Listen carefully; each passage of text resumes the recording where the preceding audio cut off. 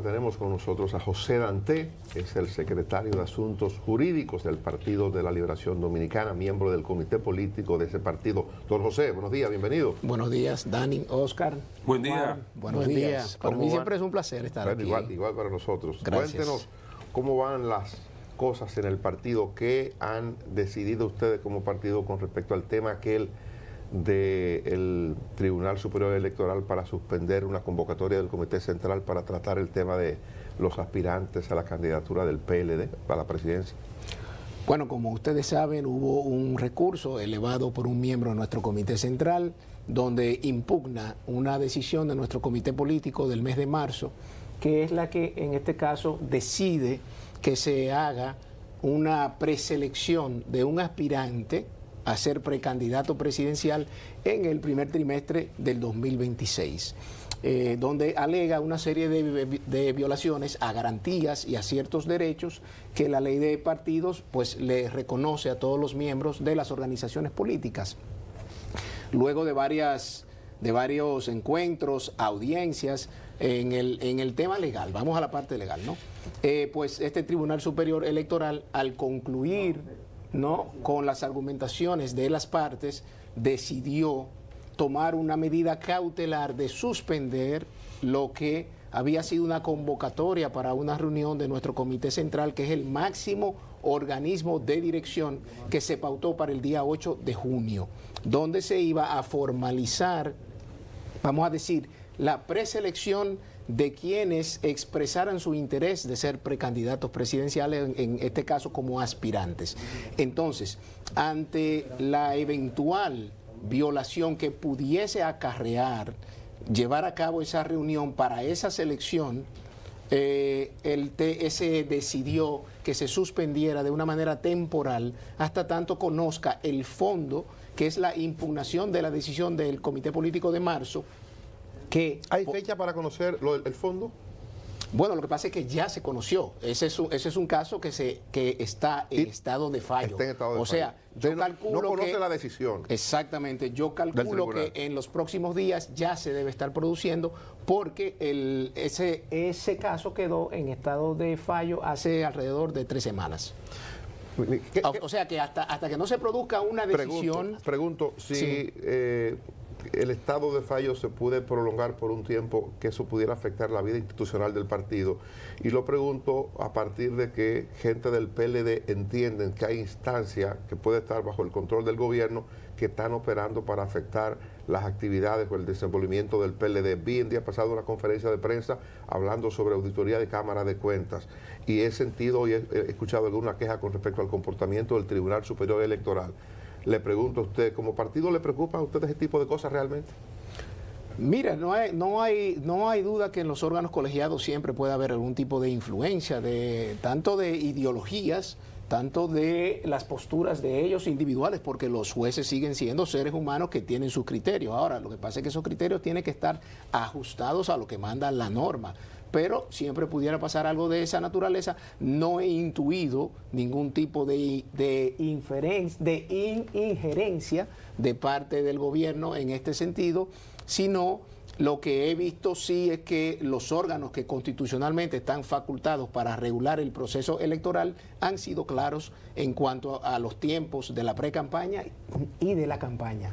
O sea, la Junta Central Electoral ha dicho claramente cuándo son los momentos para cada uno de las etapas. ¿Usted se inscribe en que el candidato se escoja justamente en el tiempo que manda la ley electoral? Yo me inscribo en que mi partido lleve a cabo un proceso para la selección de un candidato presidencial sin violar la ley. Ahora, esto implica que nosotros podamos hacer cosas hacia lo interno a los fines de ir identificando, vamos a decir, simpatías de dirigentes en torno a perfiles, sin que eso necesariamente... El Central se convoque para hacer la preselección anticipada. Yo estoy de acuerdo con que nuestro Comité Central se convoque cuando la ley diga que debe de convocarse para esos fines. Ahora, se puede convocar para ir identificando aspiraciones. ¿Y no es el propósito de ahora?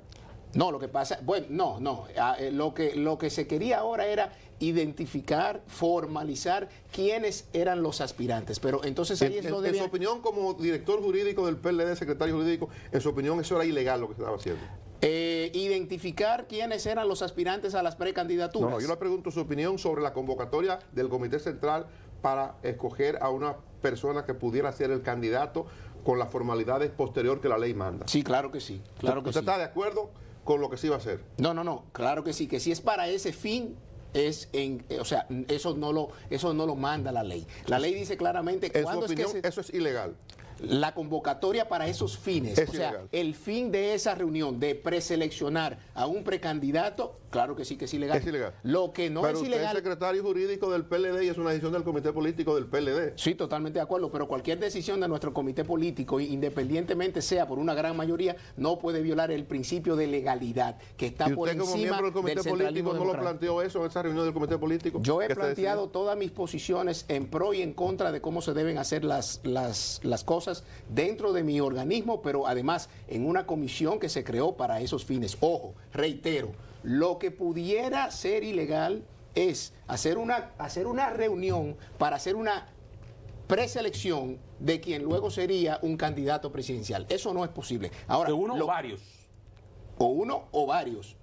¿Por qué? Eso no es posible, dice usted. No, ¿por qué razón? Porque es que la ley de partidos dice claramente cuándo es el periodo de la pre-campaña y ahí es donde se hace... ¿Qué tiempo usted tiene usted como secretario jurídico del PLD? Desde el 2019. Pero eso ocurrió con Abel Martínez, entonces usted... No, ¿cuál fue lo su que posición? ocurre... No, pero, ¿Lo eligieron como candidato anticipado? No, lo ¿Y que cuál ocurre- fue su posición entonces? No, déjeme decirle, si usted me deja hablar, con mucho gusto. No, yo le puedo pregunto. hablar. Entonces, fíjate lo que pasa. Pero déjeme En el preguntarle, año usted vino 2022... a eso aquí, a que yo le pregunte. No, muy bien, excelente, ¿no? Y yo estoy totalmente feliz de poderle contestar. Entonces, lo que le quiero decir es que en el año 2022 hubo un acuerdo entre los aspirantes, donde los 6 que aspiraban en ese momento firmaron un documento donde se estableció un protocolo y unas líneas de actuación y todos estaban contestes. Por vía de consecuencia, usted no vio un caso ante el TSE. Usted no vio un caso en el 2022 ante el TSE. Pero si usted le suma a eso que el órgano constitucionalmente facultado para llevar a cabo, para supervisar el calendario y el proceso electoral, la Junta Central Electoral dio aquiescencia a que se hiciese eso, entonces estamos ante un escenario que no es el que se está viviendo hoy. Entonces, lo que se había planteado, por lo menos desde mi punto de vista, era: vamos a tratar de que internamente se lleguen a ciertos consensos, igual que en el 22, para que esto pueda poder desarrollarse igual que en el 22. No fue posible, se elevó un recurso ante el TSE, se dijo que la convocatoria era para la preselección de precandidatos. Lamentablemente eso entra en contradicción con la ley de partidos 3318, porque dice que la precampaña se hace entre julio a octubre del año preelectoral. Entonces, ningún organismo de ningún partido puede hacer una preselección de precandidato antes de esa fecha. Podemos preseleccionar aspirantes a los fines de medir simpatías. Y es lo que yo siempre he dicho. Lo que hay es que articular un proceso de manera tal que sin violar la ley nosotros podamos lograr la identificación de quien pudiera ir gozando de mayor simpatía hacia lo interno sin que se identifique como un precandidato, sin que se dé ya por descontado que es un precandidato o que va a ser el candidato. ¿Usted está consciente de que esa posición del director jurídico, secretario jurídico del PLD es contraria a la posición del presidente del partido? Nuestro presidente del partido no votó en esa decisión en el comité político, ni el presidente ni el secretario general. Entonces yo no sé de dónde... ¿Por qué no votaron? ¿Por qué? Porque entendían que eso pudiera implicar demostrar que ellos tienen afinidad hacia una u otra posición. Entonces ellos jugaron un rol de mediador, ¿no? Y ciertamente... Y se aprobó mayoritariamente. Se aprobó mayoritariamente. Y usted expresó su disensión ante la aprobación que se hizo. Yo expresé mi posición. Mi posición. Pudiera haber un argumento válido en aquello de que desde el gobierno hay gente que ocupa posiciones, que la posición misma los promueve, los proyecta, y que el PLD tiene que comenzar a moverse. Pero es que y puede quien hacerlo. aspira, pero eso es tan desgastador. Pero es que puede porque hacerlo. Esa operatividad esos gastos, se aguanta 4 años en campaña. Eso habría que preguntarle a cada uno de los aspirantes, pero eso pueden hacerlo. O sea, mañana pueden salir Abel Martínez, Margarita Cedeño, Francisco Domínguez Brito, Juan Ariel Jiménez, Charlie Mariotti, todo el que quiera. Francisco Javier García. No, es que ya él está. O sea, yo no lo menciono a él porque ya él mismo ha dicho que tiene más de 9 meses y que ha recorrido 2 veces pero el país. Pero campaña también. Bueno, pero entonces, por eso, entonces están haciendo lo propio. Quizás no lo están haciendo en la misma medida, en la magnitud que están haciendo los del partido de gobierno, porque todos sabemos que están haciendo uso de los recursos públicos para hacer estas promociones. Ahora, lo que ocurre aquí, Dani, es que lo que se ha planteado, por lo menos desde nuestro punto de vista, es que hay que buscarle la manera en que se estructure un proceso que sin violar la ley se pueda lograr lo que nosotros queremos, pero sin violar la ley. Es que la ley se violó en el 22 también. O sea, el hecho de que los precandidatos se pongan de acuerdo no quiere decir que no violan la ley.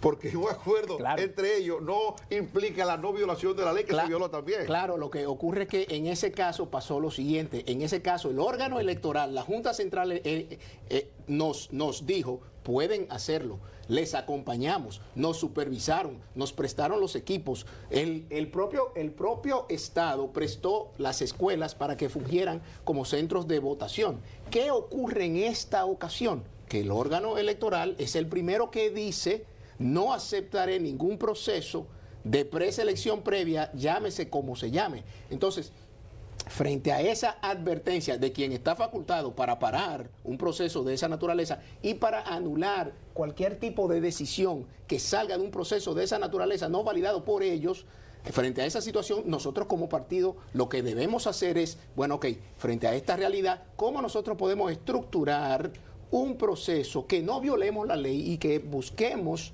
identificar cuanto antes, que estoy de acuerdo que tiene que ser, no tiene que ser en el 2027, vamos a decir, la identificación se puede comenzar desde ya y se puede ir trabajando desde ya. Ahora, lo que no podemos darle es el carácter de preselección, de precandidato o de candidato antes de los plazos que mandan la ley. Yo creo que aquí hay un tema de semántica que no se ha manejado. Eso quería, porque veo que tú, por ejemplo, digamos, para volver al caso del 22, en el 22 ustedes tomaron una decisión porque habían unos elementos, unos factores que estaban sobre el tablero que eran básicamente 2. Ustedes salían a competir con un presidente en ejercicio, que entonces se perfilaba como candidato, y con un expresidente de 3 periodos que también iba a ser candidato. O sea, sus 2 principales adversarios tienen candidatos identificados y ustedes entendieron que debían presentar uno antes. Ahora ese elemento no se da, por lo menos en el partido de gobierno, que tiene que definir un candidato, aunque el otro partido, aunque parece que hay un candidato, todavía no se define ni siquiera ahí, porque todavía hay una figura que hay gente promoviendo mal. Entonces, ese elemento no se da. Y está el elemento del consenso que usted señalaba. Ahora, los otros elementos, digamos que las desventajas que puede tener el PLD ahora para elegir un candidato con anterioridad, ¿usted comparte ese criterio de que hay que elegir antes de las fechas a la persona que encabezará la boleta? ¿O usted entiende que deben esperar a cumplir los plazos de ley en octubre del 27? Para mí los plazos de la ley, en octubre del 27 es para la formalización de quién va a ser el candidato o la candidata presidencial. Ahora, no significa que nosotros tengamos que esperar llegar ahí. Yo no pregunto, ¿usted está de acuerdo con esperar a llegar ahí o elegir antes? No, yo entiendo que nosotros podemos elegir antes, pero siempre y cuando no violemos la ley. ¿Usted qué entiende que le conviene a su partido? ¿Elegir antes o esperar al 27? Es un elemento que hay que tomar en cuenta una serie de variables que quizás no hoy. ¿Qué le conviene al partido? Ya usted dijo que hay que hacerlo legalmente, no es eso, ¿no? Usted, como dirigente y miembro del comité político, ¿qué entiende que debe hacer el PLD? ¿Elegir antes o esperar el plazo de la ley? Yo entiendo que nuestro partido debería estudiar cuál de los aspirantes está gozando de más simpatía, no solo hacia lo interno, sino hacia lo externo, hacia la sociedad. Porque si nos creemos que el éxito de una candidatura presidencial de nuestro partido radica en que usted tenga simpatía o arraigo o control de las estructuras del partido y no conecte hacia afuera, estamos perdidos. Porque las elecciones no se ganan con el universo PLDista ni con el universo de otro partido político exclusivamente. Es una conjunción de ambos públicos, es decir, de ambos el candidato del PLD no se va a escoger en el PLD, sino fuera del PLD. No, yo no he dicho eso. El presidente se va a escoger dentro y fuera del PLD. El candidato del PLD debe ir identificándose a los fines de garantizar que no solamente goce de simpatía, de arraigo hacia adentro, sino que se puedan hacer estudios cualitativos y cuantitativos que puedan dar cuenta de su nivel de aceptación social. Porque ¿qué ocurre? Y lo hemos visto. Pero los métodos de escogencia de los candidatos, José Dantes, están definidos por la ley. Sí. Y la ley manda cómo es que se escoge un candidato a la presidencia de la República en la legislación actual de República Dominicana. Así es. Entonces, lo que me está diciendo es que posiblemente ustedes vayan a plantearse un método de elección con el padrón abierto. No, lo que le estoy Porque diciendo... si es que solamente no tenga simpatía en el PRD, si no hacia afuera, tendría que ser la convocatoria con padrón abierto para que participen todos los electores eligiendo el candidato presidencial por el PLD. No, lo que estoy diciendo, Dani, es que en este proceso de identificar quién pueda gozar de más simpatías hacia lo interno, nosotros podemos ir trabajando, los aspirantes van caminando el país, van viendo los dirigentes, etcétera, y a la par que se hagan estudios cualitativos, cuantitativos, que puedan dar muestras el nivel de simpatía que tienen hacia afuera del partido todos los aspirantes, y sobre la base de esa información, entonces montar un proceso interno donde los dirigentes voten, si es unas primarias, de quién debería ser el candidato, pero con información tanto interna como de cara al posicionamiento de esos aspirantes frente a la sociedad. Ustedes vivieron, y les pregunto si esa experiencia no es suficiente, vivieron recientemente eso con Margarita Cedeño, que era la figura que lucía más potable. Doña Margarita salía en todas las encuestas, encabezando las encuestas como la candidata favorita para ser la persona que pudiera retornar el PLD al poder. Y cuando fueron un proceso interno, ganó la convención Abel Martínez, que sacó un 10%. Por eso fue finalmente candidato. Y eso es válido. Pero pues, no estoy diciendo que se use una encuesta como mecanismo de selección, sino como un instrumento de trabajo que, sumado a los análisis internos, le permitan al elector PLDista tomar una decisión informada de quién entiende que es que más le conviene como candidato o como candidata presidencial del partido, y entonces esperar los plazos de ley para la formalización. Todo esto me permiten dos cosas. Una, brindarle una taza de café a Santo Domingo. Muchísimas gracias. Y la segunda es preguntarle, ¿y cuál es su candidato dentro del PLD? No, yo no tengo candidato dentro del PLD. Pero ¿cuál es el perfil que usted cree que debe tener? No, a ver, ahí sí. ¿Cuál es el perfil? No, ahí sí yo he sido claro, soy claro y continuaré siendo claro. Su candidato? Ya usted dijo que deben de poner el oído en el corazón del pueblo. Mi perfil, y lo he dicho de forma pública, mi perfil de candidato o de candidata debe ser aquel dirigente o aquella dirigente que, además de aglutinar el partido, de unificar el partido, no de dividirlo, de unificar el partido, pueda tener la mayor cantidad de reconocimiento, de simpatía y de apoyo posible, ¿no?, en la sociedad dominicana, en todos los sectores de la sociedad dominicana. Claro está, eso no es algo que se encuentra ahí, eso es algo que se va construyendo, pero por eso hay estudios que nos permiten ver quién pudiera tener un mayor nivel de posicionamiento, de crecimiento, de conexión con la sociedad, porque tenemos que tomar en cuenta algo, hay que tener claro que en el 2020 la sociedad dominicana nos mandó un mensaje. Y esa sociedad dominicana, 4 años después, todavía entendía que no había sido un receso suficiente del pasado. Y esa sociedad dominicana no quiere cierto tipo de perfil político para una candidatura presidencial. Entonces tenemos que ser muy cuidadosos de si los perfiles que vamos a presentar no reúnen... Pero en su opinión, ¿cuál es el perfil que la sociedad quiere? Un político o una política que sea más cercano, más abierto, sincero, auténtico, sin poses. ¿Y la formación?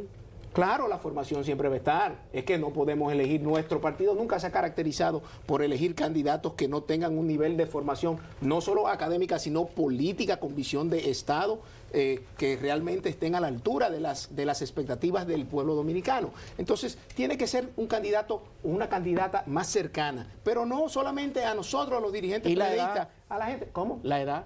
Eso realmente son factores ya que entran en juego un poco más adelante cuando tú veas cómo se van armando los escenarios de los otros partidos políticos. Porque ciertamente si vamos a una elección en el 2028, donde el PRM va a llevar un candidato o una candidata joven de una generación que realmente te representa la mayoría de los electores o un segmento importantes de los electores, y por otro lado nosotros estamos llevando a alguien que no conecta con la sociedad del siglo XXI, que no habla su lenguaje, que no entiende sus costumbres, que no entiende su vocabulario, su día a día, entonces va a haber una brecha realmente un poquito difícil, va a haber que trabajar un poco más duro. Entonces yo creo que las características de un candidato, de una candidata, se deben hacer tomando en cuenta si esa persona tiene la capacidad de poder conectar más allá de las paredes de un local de nuestro partido y de qué manera, porque solamente así nosotros vamos a poder ser exitosos.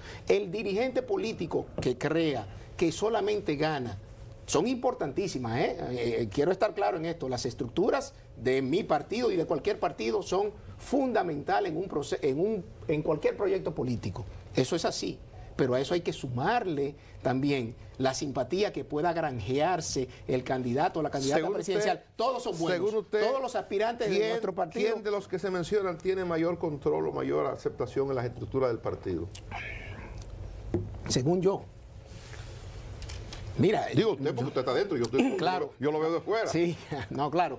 Mira, yo creo que realmente cuando tú hablas con los dirigentes, hay dirigentes que se identifican con un aspirante X, hay otros que se identifican con otro aspirante. Yo creo que al final lo que ha pasado es que nos hemos encontrado como en una etapa de suspenso, porque lamentablemente hay una decisión de este Tribunal Superior Electoral que como que todos están esperando a ver lo que van a hacer. Pero el PRM está en campaña.